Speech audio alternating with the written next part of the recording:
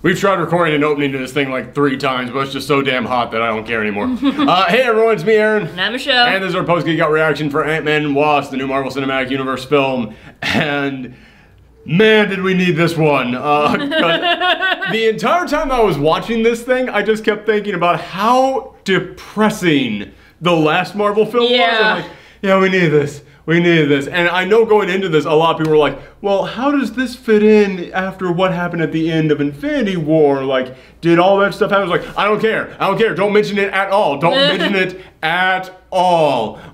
Which I will say, there is a slight mention of it, but that will be saved till the end of this video when we get into all the spoiler stuff. And Peach is done sneezing. Our dog has the sniffles, everyone. I think she has allergies, which I can't blame her because I have them too. Oh, bless you. Got any more to get out there, buddy? Let me sneeze in peace. All right. But yeah, so I'll just go ahead and say the first Ant-Man film I really liked. Yeah, so did I. But we all know like the weird stuff that went on behind the scenes there, in which Edgar Wright was supposed to make it. He was working on it for like almost 10 years and it kept getting delayed and delayed and delayed. And then eventually he just quit like at the last minute. And there's been all this talk about, well, what did they do? What did he do? What was going on with that? And I know a lot of the critics, like, they just couldn't get over that. They couldn't, like, not look at, like, well, what could this have been if Edgar Wright had done it? I didn't care about any of that. I just judged that film for what we got, and I think we got a darn fun film. I think so, too. Yeah, it was cool to see, like, something different from Marvel. It was a heist film. It was also kind of like a family film. That's something I noticed going into this movie when we were in the theater. I noticed way more kids in there. Excuse me. Peach, I caught your cold.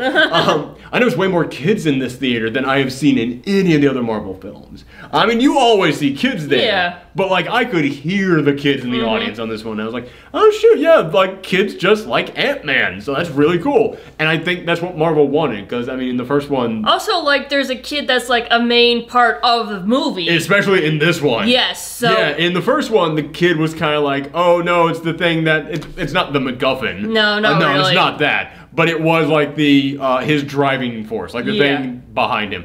In this one, the kid's actually doing some stuff. Yes. But not, like... in like the irritating kid way. No, like, that's the thing. Is like Cassie is such a great character. I really do love her in this movie. It's like also the actress. The actress, yes, that's another thing. They lucked out on that kid. Yeah, like, it's not easy finding good child actors. And they got for the first film, they got a child actress who was like, well, she's cute, and it's like, okay, great. Which I don't know. I'm assuming it's the same child actress. She seems exactly like the same one. I had heard rumors that they were going to recast her to be older. Which, because in the comics, eventually when she grows up, she does become a superhero herself. So I feel like Marvel, I wouldn't put it past Marvel to come in here and recast her, because like, yeah, we gotta get the next generation started right now. We got a Young Avengers film coming up in 10 years. We can't wait on this. But if they did recast her, she feels exactly the same as the last one. That's what I'm saying, man, they lucked out with her, because... First one, it's easy to get a cute kid. There's lots of cute kids out there. This one, she can't just be cute. This one, she has to act. And it was like, oh shit, she's actually doing it. She's actually like nailing everything there is to nail in here. And that's another thing. I think everybody in this movie nails everything they're supposed to do. Like, man, I remember going into that first Ant-Man film and I heard that Michael Douglas was going to be in there. I was like, Michael Douglas ain't going to try at all. Michael Douglas isn't going to care. This is just going to be like a thing that Michael Douglas is doing for either a paycheck or because his grandkids really want like him to be in a superhero movie that isn't Spawn. So like, I look at that, I'm just like, yeah, he's not going to try. And then I was shocked in the first film that he really tried. This film, again, he's really trying, and so is everyone else in this movie. Everyone in this film, you look at it and you're like, man, yeah, you're exactly what you should be in this movie. But the big thing in this film is that it's no longer just Ant-Man, it's now Ant-Man and Wasp. And this is kind of a really big deal because it's the closest that a female hero has gotten in a Marvel film to having like a spotlight put on her until Captain Marvel comes out, which I think that's the next one. I might be off, but which that feels odd that they're not going to have another one come out like in winter, that they're just going to save it for like the beginning of next year. I think I might be forgetting one. I think there might be another one. But anyway, whatever. Doesn't matter. But my point is, yeah, this is like the first time that like a female superhero has gotten some spotlight in their films. How do you feel about, like, how do you feel about the Wasp in this film? I did like her. I just, I guess maybe like a bit more, I don't know, like, part of me wants to say I kind of want more of her, but like at the same time it's like, she got like a good amount of screen time too. Like okay. Well, it's not wrong for a film to leave you wanting more, but do you want more of it because you just really enjoy the character, or because you would like to see her on her own kind of thing, or? A little bit of both, I guess. It's like, I don't know, like, I still kind of have, like, a bitter taste in my mouth left over from the first Ant-Man movie that she was just, like, a shoved-in love interest. I think she was a little bit better than that, because she at least did have, like, a backstory. Yeah, but it's like the at the very end. Yeah, at the very end, it was like, ah, come on. That was I remember that was one of our complaints about that first film, is that it was like, yeah, they don't really have like any like romantic chemistry, and then at the very end of that one, they're like making out behind closed doors. Which that was just kind of an odd thing to have in that film. So, hey Peach, calm down, Peach. Peach, how would you get up there? Peach is staying on the ottoman, everybody. I didn't know she could do that on her own. No, she can. Okay, but yeah, it's. I liked her in this film, but she kind of feels almost like out of place. Yeah. Because everyone is jokey in these movies. Yeah, and except her.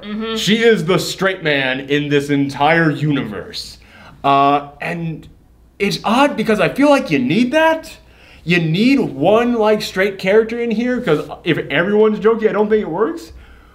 But it feels weird that like the second half of these films would be that.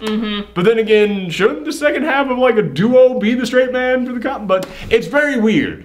Because like, I don't know. You think if there were like more straight men or like more serious characters, it would have been like more evened out? Maybe a bit. It's like, more just like I want her to be having as much fun as the other characters. That's what I think it is. It's like when you see Paul Rudd going into action, you get a sense of like of that character. Yeah. When she's going into action, it's like badass. Like and it's like nothing wrong with being badass. But it's like have fun with it. But it's like she's just pure badass. Yeah, she's just like taking everything very seriously. And it's like, yeah, that has less, you know what the word is I want to use on this? Flavor. That's what it is. Yes. It's like everybody has a flavor in her here. Her flavor is vanilla. But vanilla is an important part of the 31 flavors of Baskin-Robbins. So it's like and Baskin-Robbins always finds out. I did not mean that to be a callback.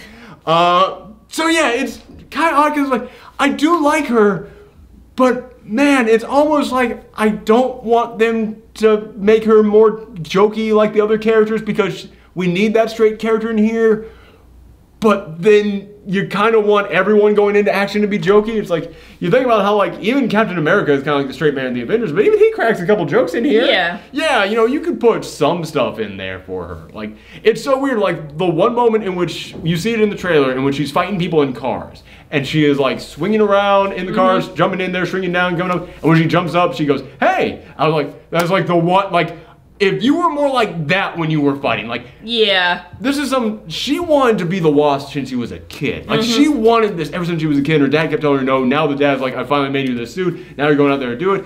If she was kind of like, this is awesome, I'm having fun being a superhero, it would be appropriate for the character, and it would provide her with more flavor. Yeah, I guess so, but at the same time, I can understand why she's being serious, because, like, they're basically bringing her mom back from, like, the quantum void or something like that. So the quantum realm, yeah. Quantum realm. Because they couldn't use the word microverse for weird legal reasons. Man, the terminology that you can and cannot use in a comic book movie is so messed up. So you can't say mutants, you can't say microverse, you can't... But yeah, that sums up the Wasp in this film so much. It's like, I would like her to be this, but you can't have her be this for this film and have it make sense. She needs to be the thing that she was, and she was good as the thing that she was. But if I walk into the ice cream store, I'm not buying vanilla. Like, it's so hard to like really come in here and say anything, because like, did she do a good job with what she was supposed to do? Yeah, she did a great job with what she was supposed to do.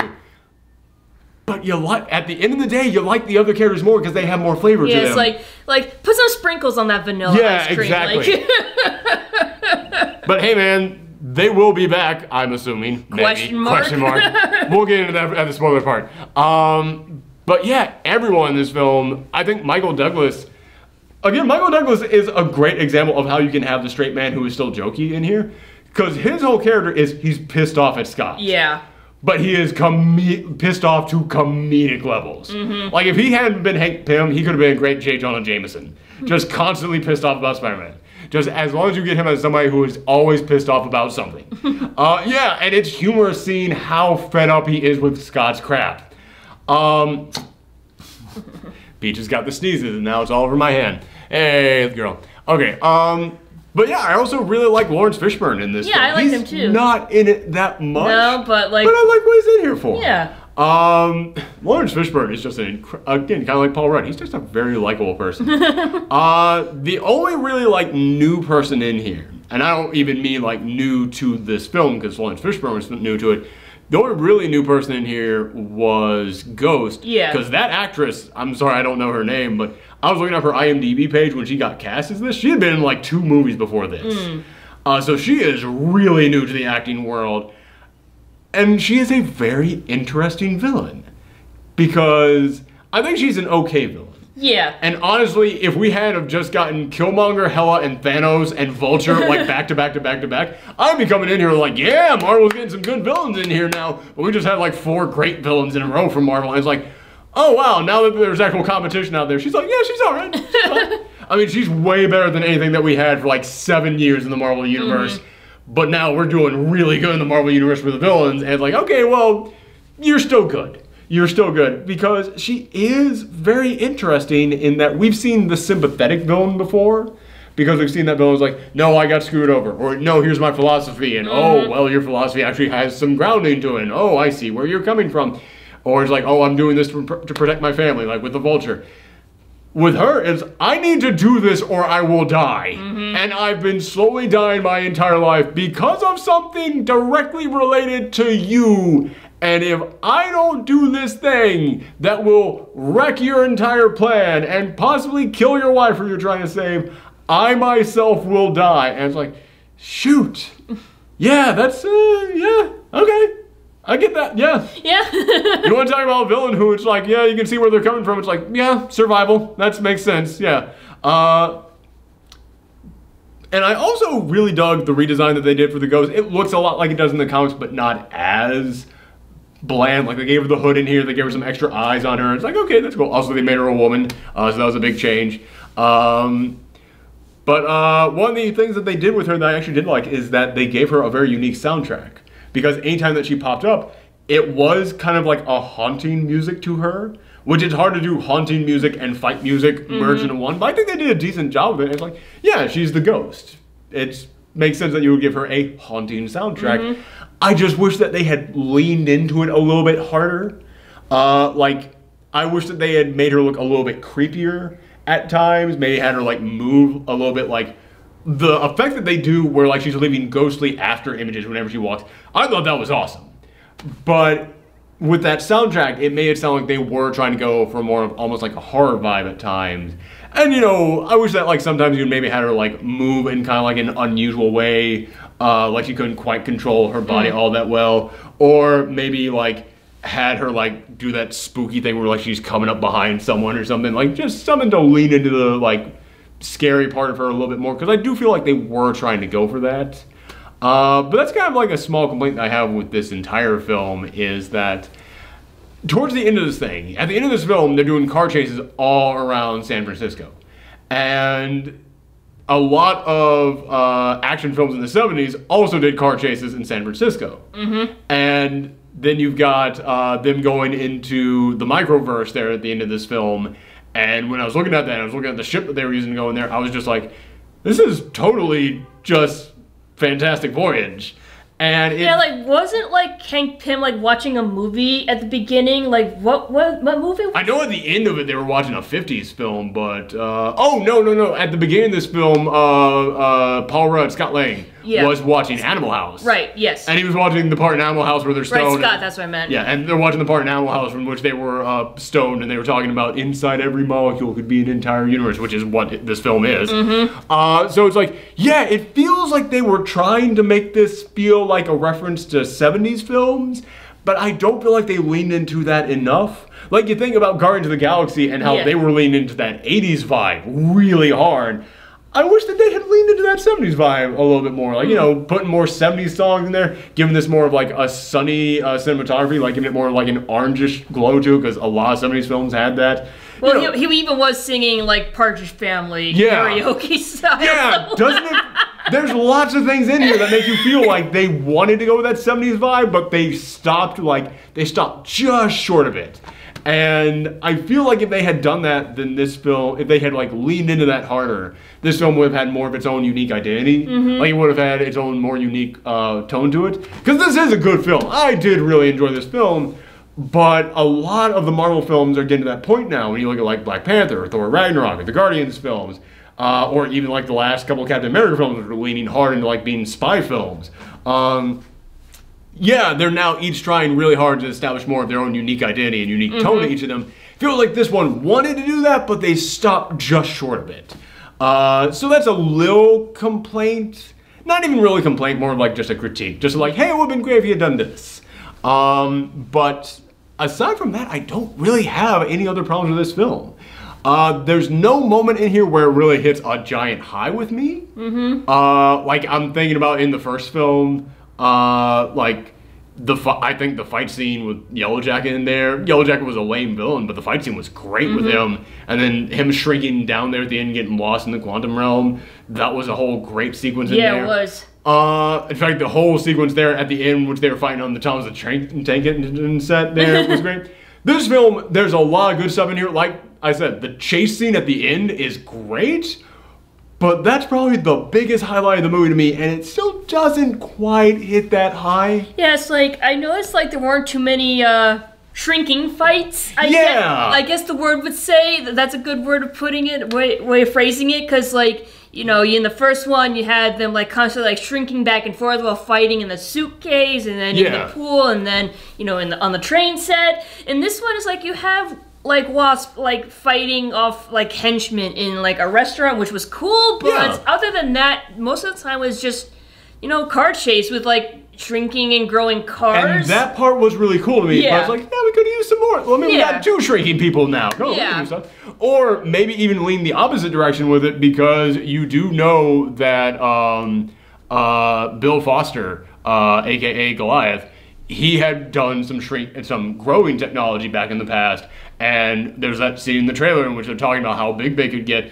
Yeah, man, give us like a giant kaiju fight between some villains here at the end. Like, you know, go the opposite end of it. But they still do.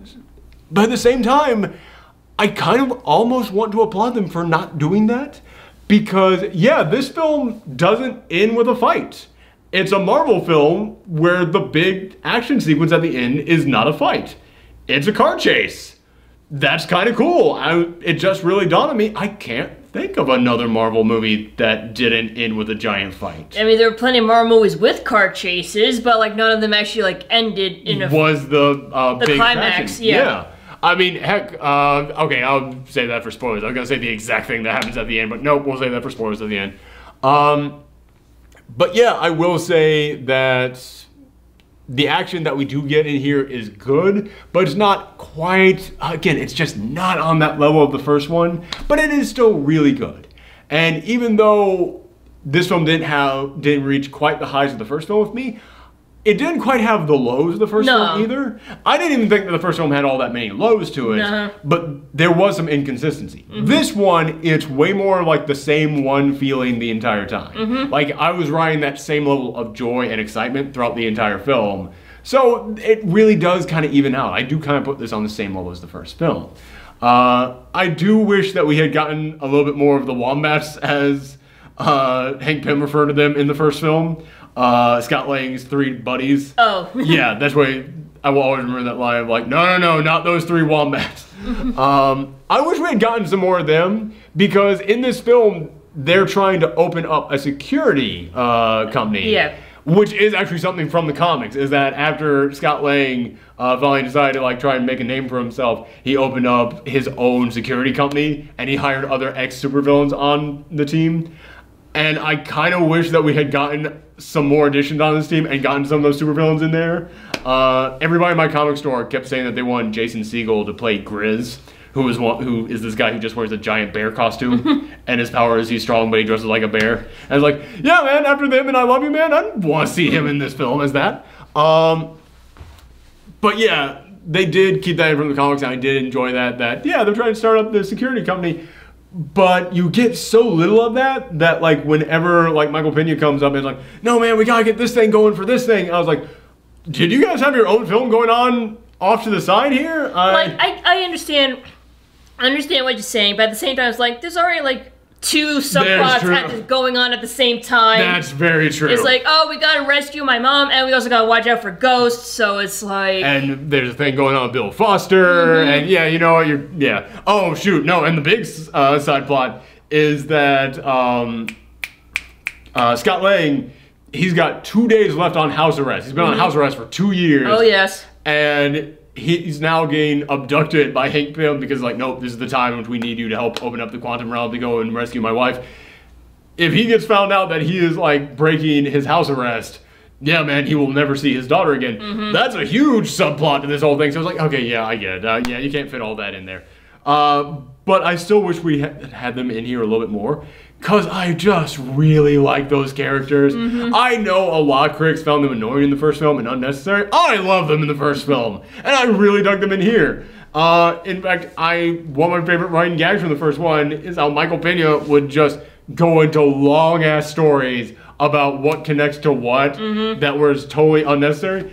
He doesn't do this in this film until, like, the start of the third act, and I was just like, Is he not going to do that thing that everybody loved from the first film? Are they not going to do it? So when they came in here and they did do it, I was like, that was really smart to make the audience wait. Because the other option was to come in here and go, oh, people like that from the first film? Let's do it forever. Yeah. And I'm so glad they didn't. Although, I will say, again, one thing, it's not even a complaint. It's a critique. Because I wish they had done this. It would have just made it so much better for me. There's a moment in which he's summing up Scott Lang's entire career as Ant-Man.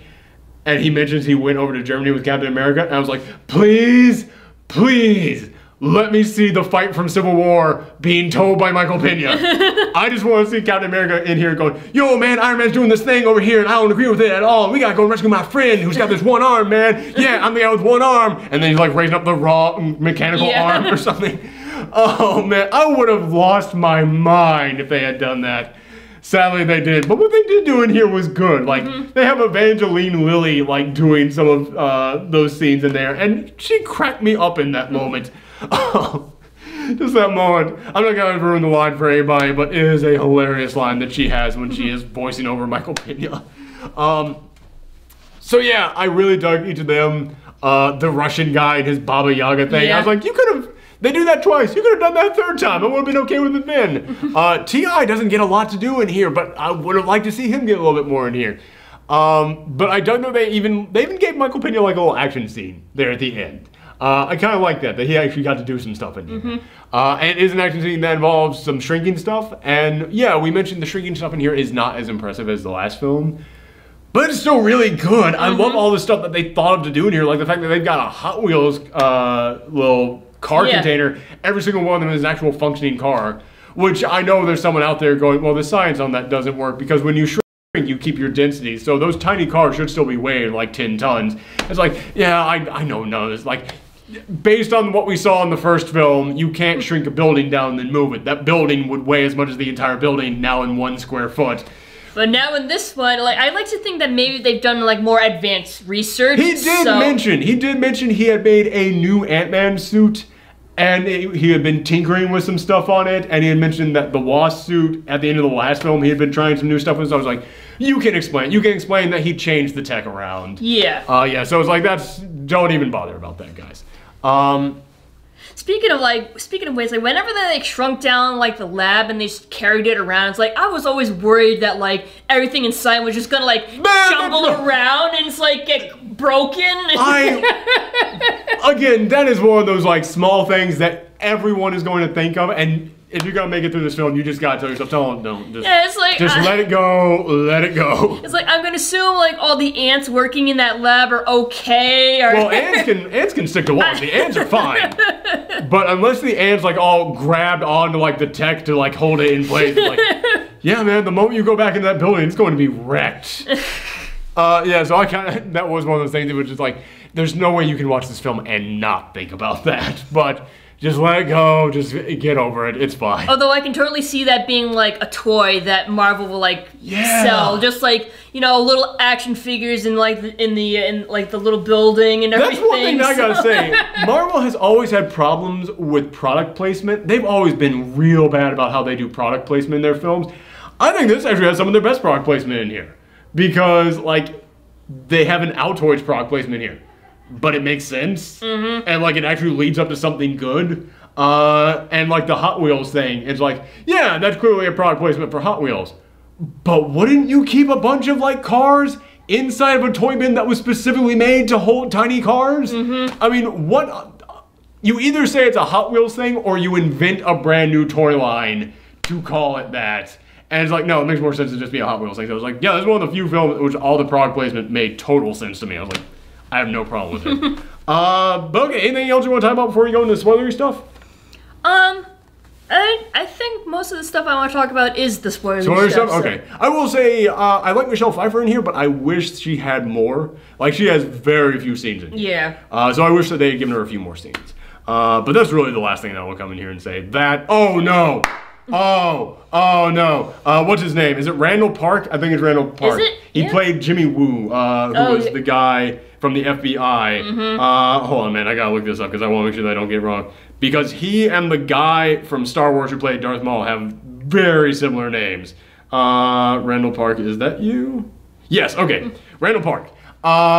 Yeah, he plays the FBI agent who is, like, in charge of, like, keeping track of Scott. God, I want him to stick around. I want him to stick around so bad. I loved him in this film. Every line out of that dude's mouth made me laugh. And the guy who he's playing in the comics, he's not an FBI agent. He has like his own secret government agency, and he is, don't bark, Peach, and he's basically a Nick Fury type character. He's very serious. He's been around for like decades doing like secret government and stuff. So if you're a fan of that character, you're gonna go into this film and you're gonna be upset. But I have come, but a long time ago, I realized as long as these Marvel films are good, you can make changes to characters. And yeah, man, I laughed hysterically at his character. Like, one of the opening gags in here is that Scott is talking to him about how just bored he has been in his house, and he's had to learn to do all this stuff to keep his daughter entertained. Which, by the way, the opening sequence in which he has built a giant maze for his daughter, in which they're supposed to pretend like they're going through the Microverse. Man, father of the freaking year. Seriously, like, that's one of the best things about the Ant-Man films. They make you feel how much he cares for his daughter. And you feel how much the daughter loves her dad. But he's talking about how I had to learn close-up magic tricks, and he like makes a card appear from his hands with no like sleeves or anything there. And then the interviewer just goes, how'd you do it? How'd I do what? And you think that he's going to ask him about like, how did you escape, or like, how do you escape? How did you become Ant-Man? How did you get over the journey? Like all that stuff. And it's like, the magic trick. How do you do it? And then later on, that actually pays off with a great gag. So yeah, I loved everything. I was like, Randall Park is very quickly becoming like that actor who I'm just like, is he in something? I'm going to enjoy him in that movie. He is very quickly becoming that guy. So I loved him in this. Anything else I wanted? No, I think that's about it. But yeah, Randall Park, I just wanted to make sure that I gave him a shout out real quick. No, I remember the other thing I wanted to say. Again, I feel like his ex-wife and her husband kind of got like a little short-ended. They weren't in this movie a whole lot. But I did enjoy them in here more than I enjoyed them in the previous film. But one thing that I applauded the last Ant-Man film for is that, you know, throughout the course of that film, it's kind of just a big dick measuring contest between Scott and the guy who is now married to his ex-wife, and the guy who is now the father-in-law to his daughter. Like, yeah, he has a problem with him, especially because he's an ex-con and this guy's a cop. But at the end of that film, you saw them all around the dinner table. You saw him and the guy who's now married to his wife. They're now like hanging out, they're buddies, and they're talking about their daughter and how much they just love this kid, how much they both care about her. I was like, that is such a healthy message. That is so freaking healthy that they came in here and went, family isn't one thing, everybody. It can be different stuff. And you can have a guy who is the ex-husband, now still a big part of his family, and it doesn't have to be a competition. You can all get along. I love that that's how that film ended. This film, they didn't go back on it. I love that they did not go back and like suddenly it was like, oh, Scott, I can't believe you were lying to us this whole time. Another big thing about this, I hate the liar reveal type of storyline. And this one, it feels like it's going to be that, and then it's not that. So I'm proud it wasn't that. But yeah, I love that in this film, they don't go back on every single time that her new husband sees Scott. He just comes up and is like, come here, buddy. Oh, come on. Man. Like, I love that in this film. I love that it sticks with that message. But okay, so that was the last thing I wanted to say, non-spoilery. Score-wise, I'm giving it an 8 out of 10. It's really good. It is a fun time. Never gets up to amazing, but it's good. It is a very fun time to be had at the theater. What would you give? I think I'd give it an 8 too. Okay. Yeah, I think because I gave like the first one an 8. All right, so now on to the spoiler stuff. You said that a lot of stuff that you wanted to talk about wasn't the spoiler stuff. What do you want to talk about? Well, like the end of this, like the stinger. Oh, the post-credits stinger? Yeah. Oh, okay. Well, we'll get to that in a second. One thing in this film is kind of how it was resolved. Because you've got the big fight going on there, and you've got Michelle Pfeiffer. She comes back, Hope Van Dyne, she comes back, and she basically just kind of cures Ghost by touching her. And a lot of people might think that I'm going to hate that because you know that I hate Deus Ex Machinas in films. But they did kind of establish that it's like, yeah, man, I've been in the quantum realm all this time. I'm loaded with like weird energies, and I've learned how to do all this crazy stuff. And one of the things where it's like, yeah, doesn't it feel like she would have to have been changed in order to survive? Yeah, like... but also the entire reason they were after this is because they thought that she probably had energies in her that they could absorb and use to cure her. So they were going after her specifically because they thought that she might have the energies to do this. The fact that she does have the energies to do this, she's just, after being there for 30 years, learned how to use them. It makes sense. I mean, that actually works for me. Oh, by the way, speaking of Michelle Pfeiffer and Martin Sheen and Lawrence Fishburne, Marvel, you have to share with us your de-aging technology. Between this and Civil War with Robert Downey Jr. there in the beginning, and Kurt Russell in Guardians of the Galaxy 2, no one is better at making celebrities look like they did 30 years ago than Marvel. So yeah, I was just stunned by that. But yeah, so for all the people out there who think, oh, you probably have a problem with that because it was a Deus Ex Machina, it's like, no, it works. It was kind of sudden. Yeah, but it played into what we had seen. It made sense. So yeah, I'm fine with that part. But the thing that I was going to mention a moment ago, but I stopped because I thought it might be a spoiler, is that, yeah, we keep talking about how all the Marvel films, it's always just a big old brawl there at the end. The big, like, action thing that happens at the end of this is that, boom, he just, like, flicks the guy who he had been going after. And I will say that I dig that that was really the only Giant Man-esque sequence that we got in here. Because it also wasn't a thing where it was like, oh yeah, we figured out how to fix the whole, like, you get tired thing when you get large. Like, no, it's still a thing. So that keeps it from being a, like, instant solution. It keeps it from being like, oh, we have to stop the villains? I'll just get really large. Like, they establish, no, he gets large, he can't really do squat after that. Like, it's a one-use only kind of thing. Because it takes up so much energy. Exactly. Like, and, like, also, like, the suit kept malfunctioning, which is why he kept getting big and small and, like... I kind of got tired of that after the school sequence. I was kind of like, hey, can't fix this right now or something? Like, yeah, so I had a kind of a problem with the suit constantly malfunctioning. Well, it didn't malfunction, like, that much. Yeah, I guess that's true. Yeah, I'm exaggerating. I mean, like, basically, like, the only reason why they had that suit was because they didn't have, like, the original. They were trying to get to it and everything, yeah. So okay, that makes sense. It was a prototype, so it wasn't perfect. But yeah, so I dig that they didn't do like a big action-y brawl with Giant Man there at the end, or it was a much simpler solution to this. Or not even really simple, it was a much more creative solution than most Marvel films, where it's just you punch something really hard. So yeah, I dug that at the end of this. I also dug that at the end of this, Wasp had to go into the water and rescue him. Like, she had to go in there and like save him from this. Because yeah, man, we keep talking about how Marvel has not really had a lot of female superheroes out there, and this is the closest thing that female superhero has had in the Marvel Universe so far to a starring role. The fact, if they had done that, and at the end of this, Ant-Man had to rescue Wasp, and like, yeah, it kind of leaves a bad taste. But the fact that she's the one who has to rescue him is like, you know what? Good way to go on that one. So yeah, but okay, anything else to talk about at the end of this? No, I guess, yeah, okay, spoiler time on this one. Spoilers. Like yes, post-credit stinger spoiler on this one. I had seen a critic say, this will answer people's questions about where this fits in with Infinity War, and as soon as I read that, I went, post-credit stinger is some people being turned to ash. Like, post-credit stinger will definitely be some people just being snapped away. And yeah, sure enough, this thing ends with Ant-Man going into the quantum realm, while Hank Pym, Jan Van Dyne, and Hope all stay behind, and they are monitoring him. And he's going in there to gather up energy for Ghost in order to keep her healed.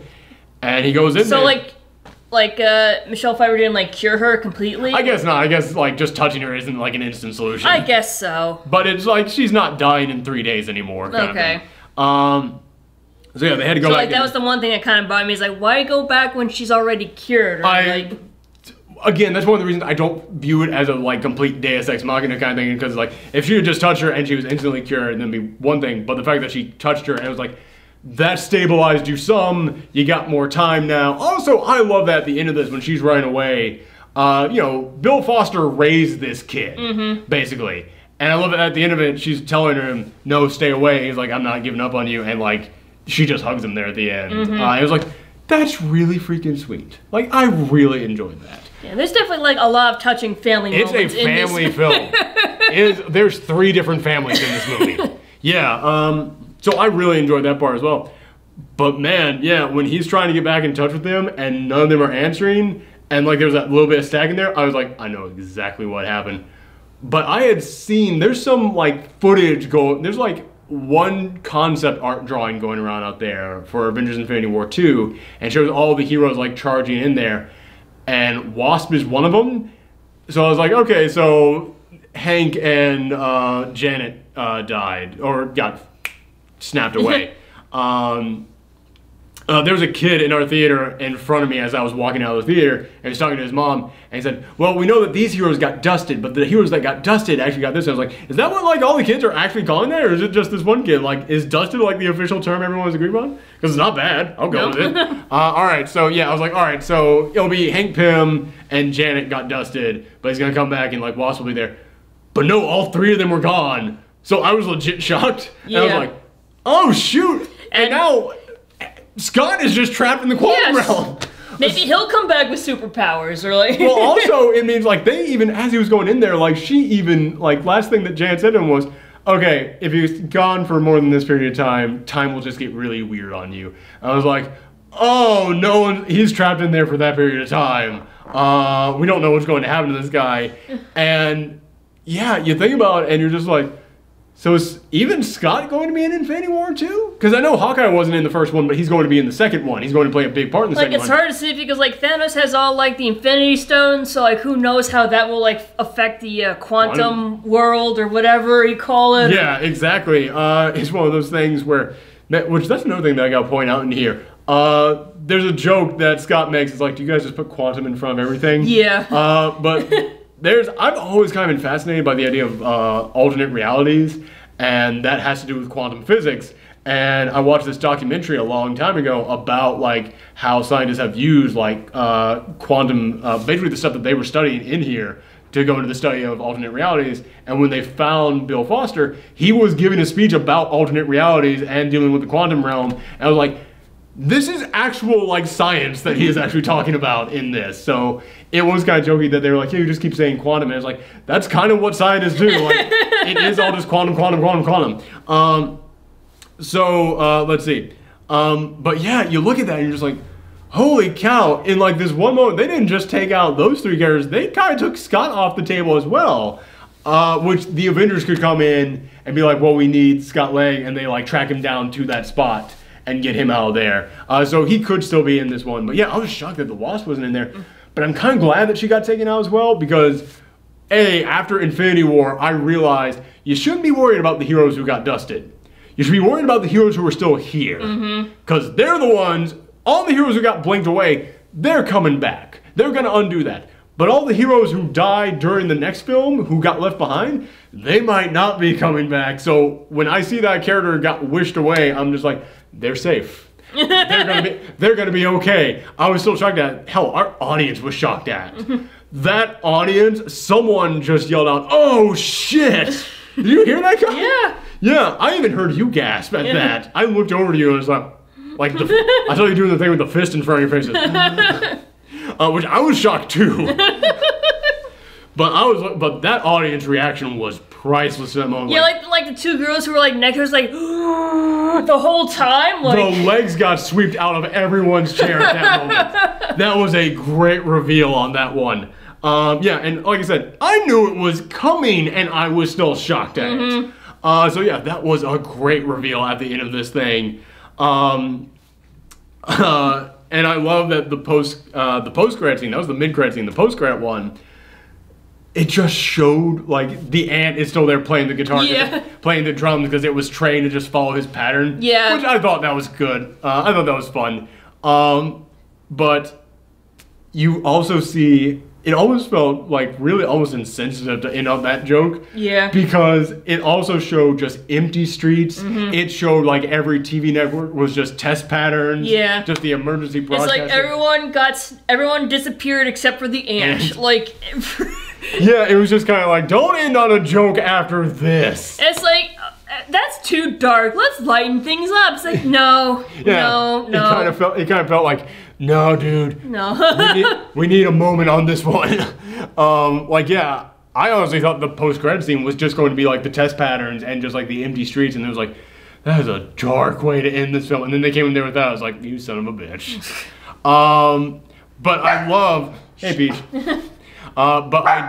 It's okay, Peach. We're almost done.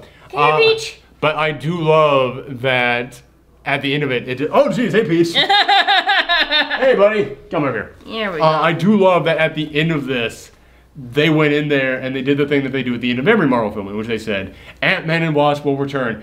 And you literally heard sighs of relief. Yes. Like, okay, it wasn't just me. Yes, like, I heard other people in there go, ah. It's like, oh, good, but then, like, the period... A question mark comes in. Yeah, and everyone's just like, I kid you not, like, people made that much of a reaction to the post-credit, like, they'll be back, everyone. Like, or will they? Like, that is the amazing thing about what Infinity War did. I know that all the heroes who got wished away are going to be fine.